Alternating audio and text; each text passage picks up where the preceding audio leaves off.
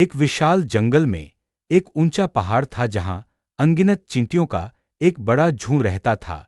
ये चींटियां बहुत मेहनती थीं, वे दिन रात मिलकर काम करती, अपना भोजन जमा करती और अपने घरों को बनाती। उनकी सबसे बड़ी ताकत थी उनकी एकता। उसी पहाड़ के सबसे ऊंचे शिखर पर एक घमंडी बाज रहता था, जिसका नाम आकाश था। आकाश बहुत शक्तिशाली था और उसे अपनी तेज उड़ान और शिकार करने की क्षमता पर बहुत घमंड था। वह अक्सर नीचे उड़ते हुए चींटियों को देखता और उन पर हंसता था। देखो इन छोटे जीवों को, वह मन ही मन सोचता, इतनी मेहनत करते हैं, फिर भी कितने कमजोर हैं। एक पल में मैं इन सब को खत्म कर सकता हूं। चींटियां उसकी बातों पर ध्यान नहीं देती और अपना काम करती रहती थीं। उनका नेता एक बूढ़ा और समझदार चींटा था, जिसका नाम धैर्यराज था। धैर्यराज हमेशा अपनी चींटियों को सिखाता था कि मिलकर काम करना ही उनकी असली शक्ति है। एक बार जंगल में एक भयंकर तूफान आया, तेज हवाएं चली, बिजली कड़की और भारी बारिश हुई। आकाशबाज अपने मजबूत पंखों के बावजूद तूफान से संघर्ष कर रहा था।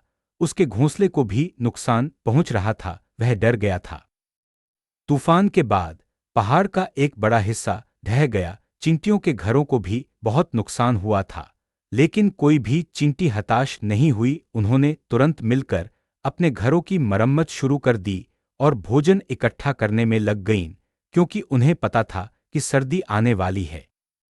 आकाशबाज ने देखा कि कैसे ये छोटी सी चींटियां बिना हार माने एकजुट होकर अपने काम में जुटी हुई हैं। उसकी हालत खराब थी। तूफान ने उसके पसंदीदा शिकार स्थलों को बर्बाद कर दिया था और उसे भोजन नहीं मिल रहा था। वह कमजोर पड़ने लगा। एक दिन आकाशबाज भूख और कमजोरी से गिर गया। वह उड़ने में असमर्थ था और उसे मौत करीब लग रही थी। चींटियां जो पास ही काम कर रही थीं, ने उसे देखा। छोटी चींटियां डर गईं, लेकिन धैर्यराज ने कहा, यह हमारा पड़ोसी है। भले ही यह हमें कमजोर समझता था, पर इस संकट में हमें इसकी मदद करनी चाहिए। हजारों चींटियां मिलकर आकाशबाज के लिए छोटे छोटे कीड़े और दाने लाने लगीं। उन्होंने धीमे धीमे बाज को भोजन खिलाया। बाज हैरान था, इन छोटे जीवों ने उसे बचाया था। धीरे धीरे आकाशबाज ठीक हो गया। जब वह फिर से उड़ने लायक हुआ, तो उसने धैर्यराज और सभी चींटियों के सामने झुककर माफी मांगी। मैं बहुत घमंडी था, आकाशबाज ने कहा।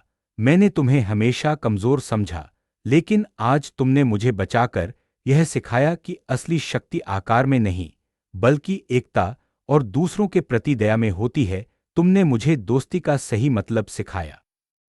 उस दिन से आकाशबाज ने कभी किसी जानवर का अपमान नहीं किया और चींटियों के साथ एक दोस्त की तरह रहने लगा। जंगल में सभी ने सीखा कि मिलकर काम करने से बड़ी कोई शक्ति नहीं होती। इस कहानी से मिलने वाली शिक्षा: एकता में बल है। छोटे से छोटे प्राणी भी अगर मिलकर काम करें तो बड़ी से बड़ी मुश्किल का सामना कर सकते हैं। कभी घमंड न करें, किसी को भी उसके आकार या क्षमता से कम नहीं आंकना चाहिए। दयालुता और दोस्ती: दूसरों की मदद करने से ही रिश्ते